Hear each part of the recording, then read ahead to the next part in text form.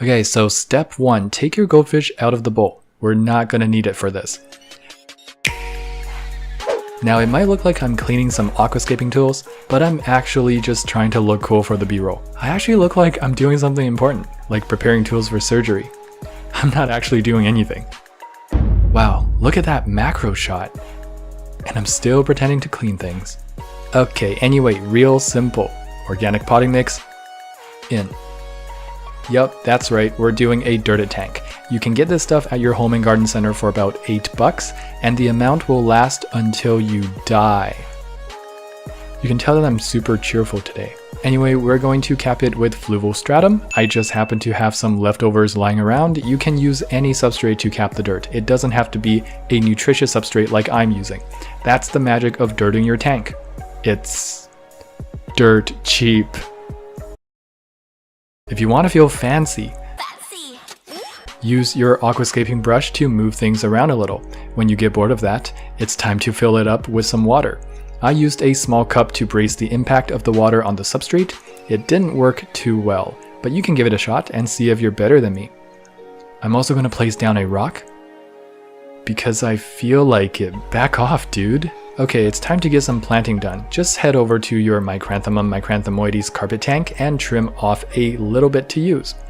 Because everyone has a tank of that lying around, right? Jokes aside, you can order some online or at your local fish store or in your local marketplace websites. We're also going to use some trimmings of Rotella rotundifolia and Limnophila siciliflora.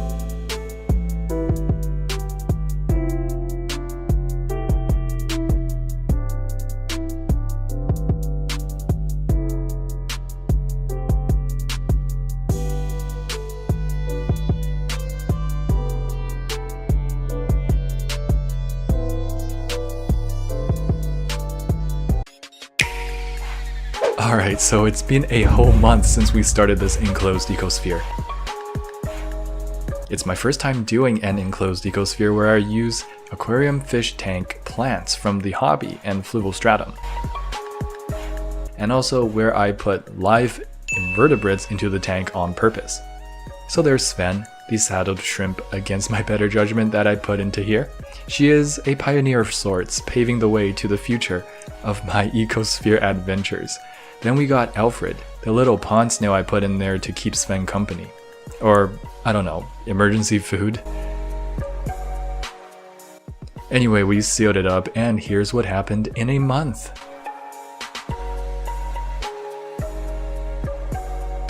Okay, I'm pretty sure I did not put another pond snail in this enclosure. Alfred blew the heck up. Like, he got jacked. He put on the gains, bro. I don't know what to say. Sven is actually still alive, so I'm still a good human being for putting her in there. No guilty conscience keeping me awake at night yet. Sven's just chomping away. I imagine there's a lot of new bacteria growth and maybe even some algae spores. Good stuff.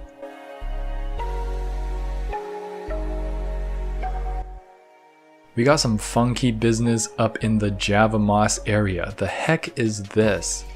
It has the color of bacteria, but the texture reminds me of some algae. I can't say I've ever seen this before. Here you can see Sven slowly beginning to realize that this is her whole life now and that she's stuck with Alfred for the foreseeable future. She's going through a depressive phase where she chooses not to eat as much.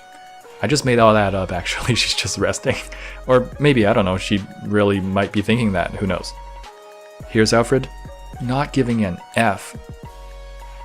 Why is he so big now?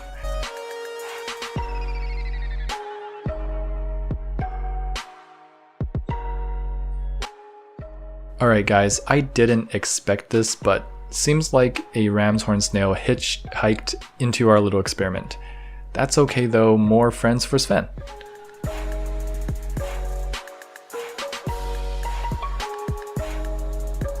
Also, a lot of cyclops have hatched. They're little buggies that don't hurt nobody.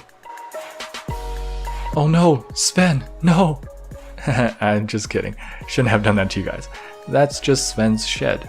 It's actually a very good sign that Sven is healthy and thriving, because a shrimp only sheds when they have enough nutrients to outgrow their exoskeleton. Yay, go Sven. Now remember how I put some floaters right before we close this baby up? Well, now look at them.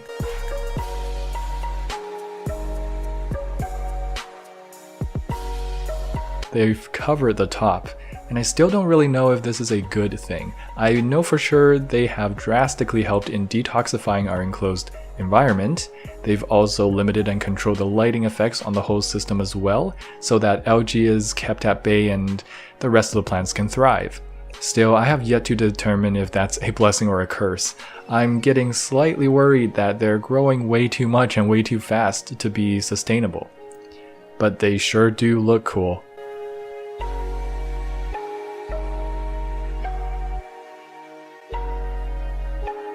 There's Alfred. And here's Sven. Wow, the pearlweed is really reaching for the stars. Alright, a whole month has passed. Here's our ram's horn. Didn't grow too much from the last week. Not a heavyweight champ like Alfred. The pearlweed is only growing taller. I'm a little worried they will not know to start carpeting unless they are trimmed a few times. Which, of course, can't happen because the laws of the universe dictate that an enclosed ecosphere is not to be opened, ever. They are growing quite well though. I'm very impressed by the other plants as well. They've all been growing quite nicely. It seems I've somehow hit a balance straight away with this tank, as there wasn't even any bacteria bloom or algae bloom or new tank syndrome.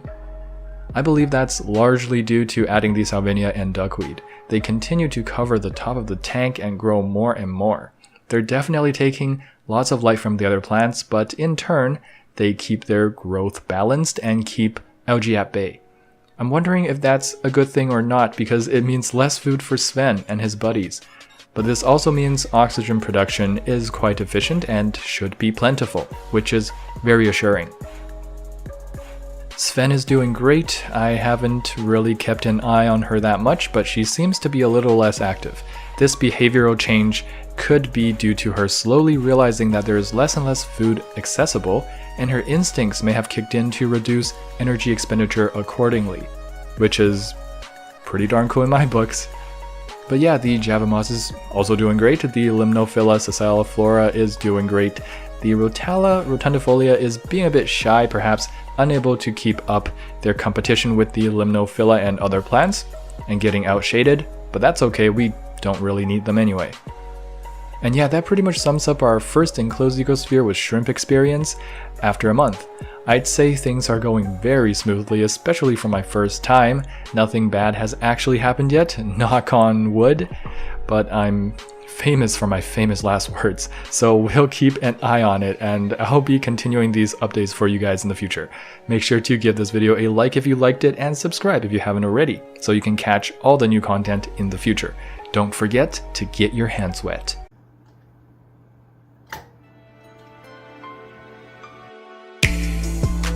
Hey guys, it's been 9 months since we started this little planted ecosphere.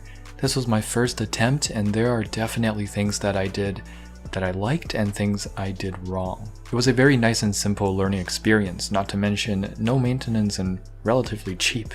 This setup has inspired quite a few people to try it themselves, including a grandma and her granddaughter who emailed me to tell me how much fun they were having. Well, let's start off with some bad news. Remember the female buried shrimp we put in here, Sven? Some of you guys told me that it was a male name. I completely knew that, but I still named her Sven. She disappeared a couple months in, and I think it's safe to assume that she did indeed pass away. My hypothesis is that there was enough oxygen being produced, but not enough food. This is the first learning experience for me. It may not have been the best decision to put floaters into the jar. I thought, what could a couple little pieces of salvinia and duckweed do? Perhaps they would help the excess nutrients and grow fast. Well, it turns out it did grow fast, and it dominated every other plant and kept all the algae away. Algae that Sven desperately needed to survive. Not to mention, all these stem plants were choked off by the floaters too. The pearlweed managed to shoot vines up to try and get some light, but most of it is gone as well. If I were to do this again, I would definitely think hard about those floaters. Perhaps I'll open the Ecosphere regularly and remove floaters that grew too much. The only other plant that is also thriving seems to be Java moss. Java moss is quite good at adapting to new conditions given a long period of time, especially to low light, stagnant conditions. The tiny ram's horn was also nowhere to be found, but Albert the pond snail is still chilling. It grew a tiny bit, but definitely not as big as a pond snail could have gotten by now if it had access to more algae and other organics to eat. Aside from Albert, there's some tiny worms wiggling around and copepods swimming about. Alright, well, moment of truth, let's open it up.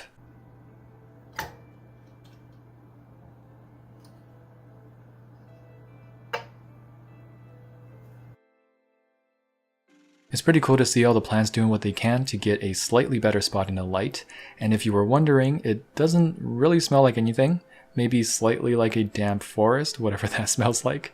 You can see the Java moss trying to climb, and it's super interesting to see what Salvinia looks like in immersed high humidity growth. The leaves are so big and the white hairs are growing like crazy. If I saw this in nature, I might have thought it was some species of fungus, not a plant. It would be interesting to see how this would have played out if I didn't put any floaters, or if I had a divider for floaters so that they can't completely take over. Perhaps there would have been enough algae growth along with the other plants so that more fauna can survive. I may try again in the future, but for now, this 9-month-old Ecosphere has been opened once today. I'm not sure when it will be opened again, but the Ecosphere will continue on indefinitely. I wonder what it'll look like in a few more months, or maybe even a few years. There's something exciting about something so simple. Just add time.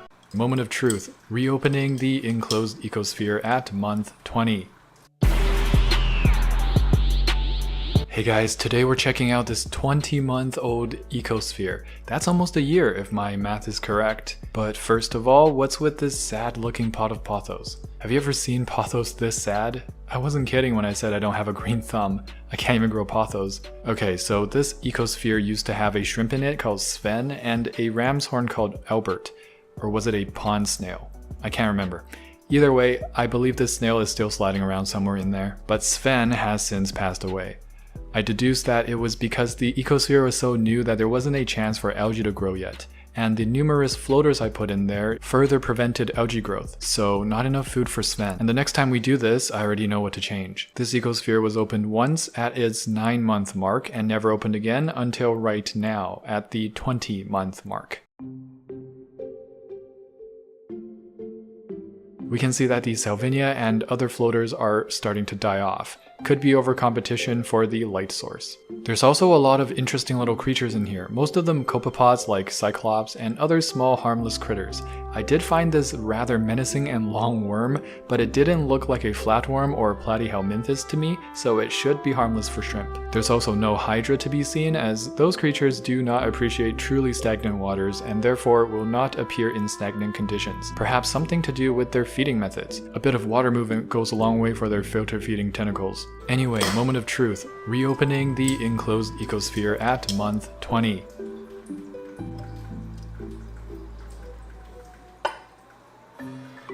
Oh yeah, first thing that hits ya is still that damp forest floor after a fresh rain. Delicious. Wow, look at that Java fern. It's practically trying to leap out of the jar, growing straight up and immersed, all by itself, reaching for that light. The Salvinia too, growing tighter and tighter together to try and squeeze in just a little bit more light. So I want to try to salvage some of this Java fern and continue to grow it in this enclosure because it's an easy plant for algae to take over and it doesn't block out light like the floaters do.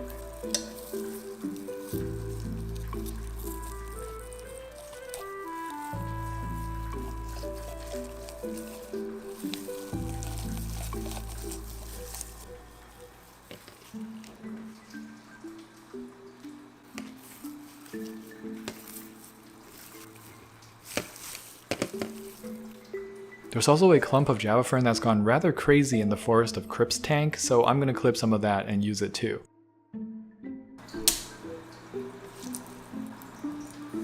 Okay, so things are looking real messy in the jar, so I decided to do a little 50% water change. This Ecosphere's water is 20 months old, and this is the first time it's seeing anything new.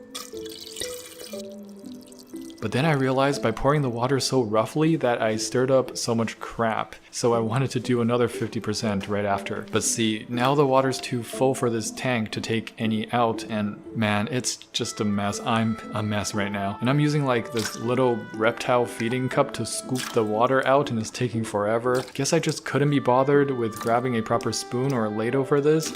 Yup, just me choosing suffering, like usual.